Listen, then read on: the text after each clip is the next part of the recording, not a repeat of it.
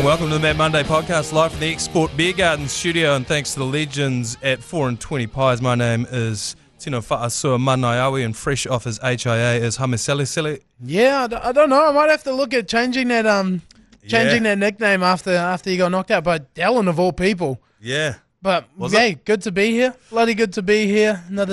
Another podcast in paradise. I'm going to need to lean on you for the Warriors vs Dragons recap because I can barely remember the game. I was overserved in the corporate hospitality. Yep. We were down there, and you probably wouldn't recognise it as a corporate box, but it is a corporate box at the Warriors, and they kept the fridge very well stocked.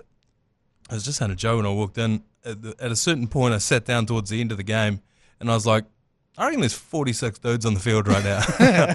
How's anyone going to score a try? My vague memories are many HIAs, and I couldn't remember. The only one I could remember was DeBellin got taken off. And he was in the double. He was in the double head knock. And not going to lie, the Warriors, it was looking pretty rough up until then. Dragons were coming down the left side, Pompey's wing, Pompey and Dallin, and just breaking the line at ease. Hamish Stewart and Jack DeBellin getting their arms free for offloads. Yeah. It was looking bad, and then Lord Almighty brings James Fisher-Harris running off the back fence. Boom.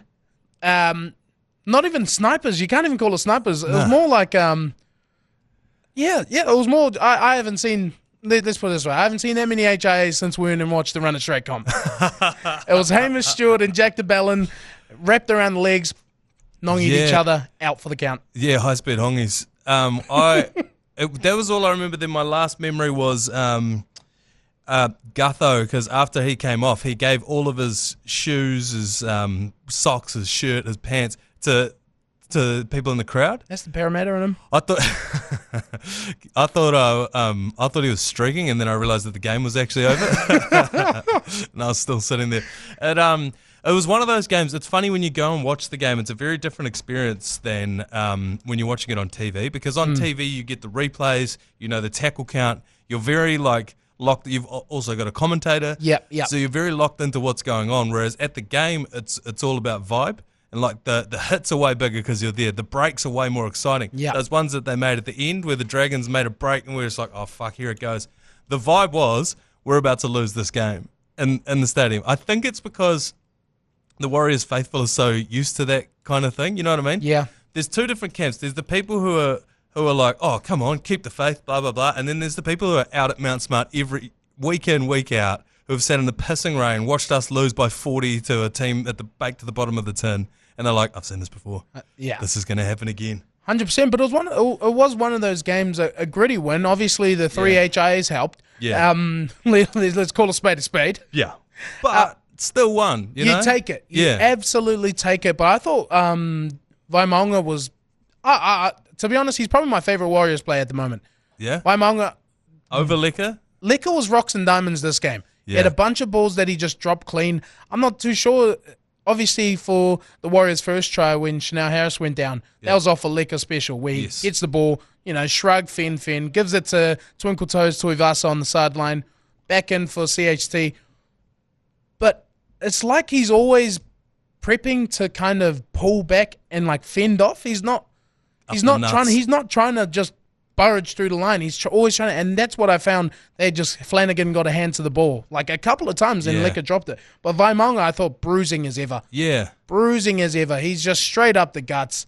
And that's sort of how they're starting to use him a bit more, eh? Off the back fence, he's coming off the back. He's still got a bit of silky hands, so you can't just commit wholeheartedly to him. So there's a little bit of doubt in there. I think these young fellas that we've got, obviously, that's been the story of the season for me. 100%. Like when you're a coach looking at that team, or if you're just a fan and you see two young dudes just playing the lights out, that's exactly what you look for. Yeah. That's what you want. And it could have gone very easily the other way, because the start of the season was so good. We got off to a rip-roaring start, and it was Mitch Barnett and it was Luke Metcalf, and they all start going out, and now all of a sudden it's like, shit, is anyone going to step up? And they have. Yeah. I don't think everyone's counting us out for the playoffs in terms of like winning a game once we get into the playoffs. it's still going to be tough. Like we're in the top 4 now. Whether we finish there, we could finish anywhere between 2nd and 9th, depending on how the rest of the season shakes out. A 9th finish would be outrageous. Fuck, but that's probably like what 20 results go a certain way. Yeah, that's exactly what it is. And so, but what doesn't help us is our point diff, because there's all these players, all these teams on the table. So we're right now on 32. There are the Panthers on 31, Broncos and Sharks right behind them, and all their points diffs are 114, 115, and 67. Ours is 12. Yeah, so if we end up tied, then that could knock us out of the 4s as well. But again, the fact that we've even made the 8, I mean, it's such a luxury for Warriors fans, because we're usually sitting at this time of the year being like 14th. Well, if 5 teams shit the bed, then maybe we could get in. Yeah. And so it's a good spot to be in. It's funny. I'm sure I've said this on this podcast before. I said it on the radio show this morning. When you flick over to watch the Warriors game on TV, or even if you're just watching Sky and they play the promo, it looks like the roll call of all of our injured players. The promo that they shot at the start of the year, it's like, Luke Metcalf, fucking Mitch Barnett. Is that the Leisure Kit 5? Dude. The Hallenstones poster boys never look crazy. Just about. Bro. R.I.P. and peace. Are we saying potentially a curse? Leisure Kit curse. Leisure Kit, man. If you go into Sylvia Park, they got a Hallenstones thing and it splits straight down the middle of Egg Cussie. Yeah. And so as you walk in, he splits open and you walk into Sylvia Park. It's like, oh, shit. I reckon he could be there, yeah. Name a better door to walk in, though. But what I thought was interesting about the game was it was very much a Warriors game in terms of a tale of two senses. You had Fiangai dominating the first half, and then Pompey comes back in the second half and wins the game. 2 tries. Yeah, and to be honest, absolute favours for Dallin. Can't jam if the centre's going in. Yeah, I also did notice, so you said like Fiangai scored the first try, I think, and it looked like he just walked in. And everyone was like, oh, for fuck's sake. But I was like, that's because Dallin just stayed on his wing. This is what everyone's been calling for weeks now. He did it, and you're still not happy. This is what I've been saying. Is like, I'm sure there's a reason he's not doing it. You can't just tell him to park up out there, or it's one-on-one. Some of these centres, like in the NRL, are just, you just can't stop them one-on-one. Nah. That's what they're trying to do. Their whole game plan is get them one-on-one. They're going to score. And so finally he did it. We're still not happy. Lose situation with DWZ. Nah, there's nothing for him there. I was thinking, and I put this into the group chat, so Pompey scores those 2 tries. He can kick for us. He's one of our better defenders, I would say. I think if you had to make a full starting 13 out of one of the Warriors players, oh shit, it might be Adam Pompey for me. So Beaver's always said you pick your kicker first. Yeah. I think that's because he was a kicker. But if I'm picking my kicker first, I'm going Pompey. He can obviously play centre. He can play wing. He's a big bastard. He can play second row. I don't know, because it wouldn't be, I mean, it's not James Fisher-Harris. You can't have 13 of him out there. It could potentially be 13 chances. Give me Capewar. 13 Capewars? 13 Capewars. I'd say 13 Capewars, because he plays out the back. Yeah. He's big enough to be a damaging forward or prop. Yeah. And I don't think there's anyone that, because, off the gate, you'd say 13 Tuo Pickies, like, or 13 Rogers. Oh, shit, 13 Rogers. 13 Rogers could be the answer, actually. Shit, yeah. It'll be hard to deal with. I mean, if you got 13 dudes running for 300 metres, exactly. It's pretty hard to stop. And if you got a dude with a left foot that passes to another dude with a left foot. And the best part about it for Warriors fans is one of those Rogers is going to have to play fullback. Yeah, exactly. So we finally get to see it. Were you in any right mind to catch the opening of the game? Yes, yeah. That was actually probably the biggest thing I remember. I thought it was beautiful. Second week of Indigenous round. Yeah. And I thought they laid out a nice platform. Obviously, had the Kapahaka come out with the Taihas going hard. Yeah. And James Fisher-Harris comes out. And while I love it all, don't get me wrong, why do you tease me like that? If you're going to go through all the effort, give me Kamate. Give me Tikatoni. I'd even take a fucking Pukana Cam early. Just go around the grounds. But you're just going to leave me with a little 10-second piece. I'm sitting there. Yeah. I'll even take the shit All Blacks hugger, that, the second one. I'll take that. Just give me something, please. Yeah. Yeah, it was sick to be it because where we were sitting, we were behind the Dragons players. Yep. It was really weird because they usually black the stadium out and they play the noise. Yeah, as the once were Warriors, yeah. And then the Dragons came out and they usually just run out onto the field and just wait for a kickoff. But instead, this time they walked out and they just rode up right at the front, just standing on the sideline. Oh, what the fuck is going on here? Because they didn't really say what was going on, or if they did, I was too blind drunk to hear it. Yeah, and then the Warriors came out. It was sick. It did look cool. I genuinely think, Dan, I've thought this for a while now.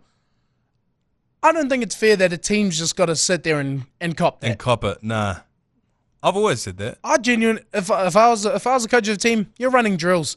You're running drills during the haka. You're still getting your shoulders going. Why do you have to stand there and watch it? Like, yeah, it's just intimidating. That's all. I thought you were going to say give the traditional welcome to country from the Wollongong area back. I wouldn't have minded that. I do think it's funny, Indigenous round, that they call it Indigenous round. Look, it is. But not for the white players. Yeah. They don't. It's not Indigenous round for them. I know, and I know I should never bring this family up on these podcasts again. But when they did Indigenous round a couple of years ago, the Crusaders put all the Severisi get a Fijian flag next to his name, or whatever. Brayden Eno is half Zimbabwean, and his mum rang up the reception and was just like, "Hey, how come all these other guys have got a flag? You haven't?" And so they had to put the Zimbabwe flag on his thing. And I was like, it's a great point she raises. Yep. It's not Indigenous round, let's be honest. It's brown round. Yeah. To me, Indigenous round's every round though, but yeah. Yeah, that's in the world through that lens. I just thought that there's another one, because I obviously had to watch the replay. The story of the Wire season is your memory of it will be, fuck, that was an ugly game. And if you're an Australian fan that isn't from New Zealand, doesn't follow the Warriors, man, they must be tough games to watch. But when you're a Warriors fan, it's like, yep, another one, we'll take it. Yeah. And that's been every one of our wins this year. How do we go, though, against the Titans, who, for some reason, are our bogey team? We talked about this they only played them about a month ago. And it's over there as well, hey? It's over there as well. I've checked the forecast. It is meant to rain all week on the Gold Coast up until when we play, which I believe is Saturday. So Saturday, 7:30. So it's going to be a dry track. They have points in them, the Titans. They just lost 22-54. I've been calling them all season, to be honest, for the last few seasons, a glass cannon.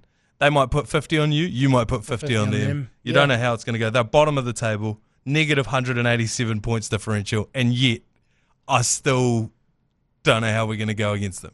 It's a tough one because now they'll definitely have Kinney back. Is that right? Up the back. Yep, he made his return last week off the bench, 14, so they'll get back Keanu Kinney. I don't know what they do with Brimson. I thought Brimson's looked good up the back. I don't rate him as a half. Neither do I, but then is it a waste of him at centre? Yes, and that's the thing, especially when they got some good strike out on the wing. Yeah. And it never gets to them when Brimson's there. Yeah. They've got a lot of dudes who are sort of, and because they got Campbell at halfback as well, who I think is a great fullback. I'm terrified of him when he plays fullback against us. It's but this is why they're a glass cannon. There are a whole bunch of players playing sort of out of position, sort of not, and any one of them could tear us to shreds. But they're just a quick team. Yeah. A real quick team. And their forward pack, they didn't have a bunch of slouches in their forward pack. Regan Campbell-Gillard, Tino, Mofo. Yeah. Sorry. Mo Fotueka. I've never heard him called Mofo. But sorry, they got a good team on paper. They do. I mean, that's a State of Origin front rower there, Mofo. 100%. And Jamin Jolliffe. Payne Haas's brother. Yeah, Cleese Haas. Yeah. Fafita's gone through his third ankle surgery of the season. And have you seen the latest one? Is people have taken to the injury report on the NRL thing, and they're photoshopping the reasons players out. Oh. So you would have seen that Marcelo Montoya was listed as out for circumcision, and of course him and Taylor had to address that. Yeah, I saw that. But, she was like, no one's getting circumcised in this household. Well, the pants man actually told me he went for lunch with them, and Marcelo Montoya was in the lava, so... And he just got back from Fiji. Yeah, so I don't know. Telling signs. Interesting. Well, David Fafita's been listed out for gender reassignment surgery. So So I don't know. I just love how everybody's taking a piss of David Fafita. But if he signed to your team, you'd be fucking... We should sign him. He's back. Yeah. 100%. Yeah, I know when you tune into an NRL podcast, you want someone to have a flaming hot take about how the game's going to go this weekend. I just don't know. It's genuinely flip a coin. Yeah. And then flip it again. Yeah. What I will say is if we win, we don't win by much. And if they win, it could be a blowout. That's how I see this playing out. Yeah. I don't know. I mean, again, we should wait until we see the team lists. A lot could change between now and we're recording this on Tuesday morning. So by the time you're listening to this, you may know. But yeah, I don't know. But again, this is, like I keep saying, story of the entire season. We might just go out there and eke out another hideous win. Just a win ugly, yeah. Yeah, drag them down into the deep water. We'll see how we go. Yeah, so we play the Titans this Saturday, 7:30. And then we've got your beloved Eels. That's back here. Absolutely. We'll get into Eels chat in just a minute. And then our last game is against the Sea Eagles the week after that. So we'll take a quick break. I've got a game that I like to play at various times throughout the season that I'd like to play with you. And plus, since you're on the podcast, we need to take a trip to Eels Corner with Izaak. Absolutely. Up next. All right. Eels Corner with Izaak. Izaak, you're a big Eels fan. Strangely, not a Warriors fan. Again, I know I've asked you this before, but why Eels fan? Uncle went on a trip to Australia. Came back home with some presents for the crew. Yeah. I got donned my very first Eels jersey and haven't looked back since. What year was that? That would have been 2009. Yeah, just as Jared Hayne faced his first charge. He's my goat, so I could say that. But no, that would have been early, maybe 2007, 6 odd. Yeah, right. Yeah. Well, so we play the Eels next week, August 29th. The last time we played the Eels at Mount Smart Stadium, you got on TV in the Eels shirt. Yep. You were sitting in, I think, the South stand and the Cave Creek stand, and you were, I think, the only dude I could see. And I was sitting in the other stand, and someone's like, geez, that guy's brave. And I look up, here's Izaak giving the finger to everyone on the on the big screen. And I'll do it all again next week, 29th. It's going to be a Friday night game. The Eels are in town, so that means I'm fucking raging hard to Mount Smart Stadium. They named that stand after me after I flipped off the whole crowd last year. They're going to rename it again. The Izaak stand. But I'm taking, it's going to be a good game. If Mitch Moses gets injured this week, fingers crossed, touch wood. If he does, Warriors might get up. But if Mitch Moses is in Auckland next Friday, it's going to be an absolute clinic. If you got any money, if you got any money anywhere, take it out, put it on 51 plus Parramatta Eels next week. It's been a weird season for the Eels. They've been a weird team. I feel like when they started the season, they had their whole forward pack in reserve grade. Mm-hmm. Madison and them, and they never came back in. Yeah, Sean Lane's just retired. So what Jason Riles wanted to do, he wanted to clean out our forward pack. He wanted just a smaller forward pack. More mobile. Yeah, but we kept Junior Paulo in. So that's probably why you're not seeing the likes of Woodamu Greg. Yeah. A bit too big, a bit too slow for our forward pack with the way Riles wants to go. But now he's rebuilt, and we're looking good up until Saturday night when I was watching us play the Rabbits, and we just couldn't get it going. Our attack was sloppy, both ways, left and right. And the worst thing is, you'll take Latrell beating you in a game. Yeah. Because Latrell is the game breaker we all love and know. Yeah. But we got dusted from Tallis Duncan and Jai Gray, who made like 6 try savers in the second half. I don't know. I never want to put myself in the shoes of somebody breaking the line in the Parramatta Eels. Yeah. But surely you could bump off Jai Gray. Oh, grinds my gears. Must be a tough team to support, the Eels. You've got Dylan Brown playing a different position each week. Dylan Brown playing in centre, which I thought was interesting because they offered him to leave and go Newcastle early. Oh, did they? Dylan Brown, but he turned it down. Because they've basically said to him, hey, we're gearing up for next year. Yeah. But it's been such an awkward situation for them because they've dropped him and then had to plug him back in because they're too short. Exactly. I don't know. Dylan Brown is a great player, don't get me wrong. He's not $1 million player, so I'm glad we didn't try and make that play and keep him there on $1 million. Yeah. but absolutely a spit in the face for Dylan Brown. Yeah. Dylan Walker, however, playing lights out. My favorite Eel this year. Thank you very much, Warriors fans. Thank you very much, Compassionate Grounds. Yeah. All right, I want to play a game that I play multiple times throughout the season. I've given it a name this time around. I'm calling it Snakes and Ladders for no reason other than we're going to look at the ladder and go through each of the teams that are above the Warriors and then below them in the top 8 and whether we're better or worse than them. This is a game I usually play because we're usually sitting in about 14th, and it's a way of convincing myself we could still make the 8. Now I'm trying to convince myself we can stay in the top 4. So Warriors in 4th. Are the Raiders better than the Warriors? Yep. I think we'd have to say they are. Are the Storm better than the Warriors? Yep. And I think we'd all say the Bulldogs are better than the Warriors. Yep. In 5th, 1 point behind us, the Panthers. I'd say so, yeah. I think over the last 4 weeks, just form, yeah. Form, and I just wonder if they know something about how the season's going to play out that the other teams don't. So they've won 4 in a row, right? But at the start of the season, there's always this lull where Cleary's out. Yeah. SuperCoach players know it all too well. And then towards the back end of the year, they seem to be humming at the right time. Yeah. And what I hate about the Panthers is that when they were playing shit in the beginning of the year, I was saying I wasn't enjoying it as much. It got sad to me. Same. But then now they're playing good. I'm like, I hate it more. These bastards, no. There's no win. The Broncos. Are the Broncos better than us? They won 38-28 over the Dolphins. Masterclass by Reece Walsh, by the way. Yeah, almost like a 200-point SuperCoach performance. Yeah, Dozer running the 7. I think if we played this weekend, I think they would beat us. I'm just going to go off the back of both forward packs and say Sharks.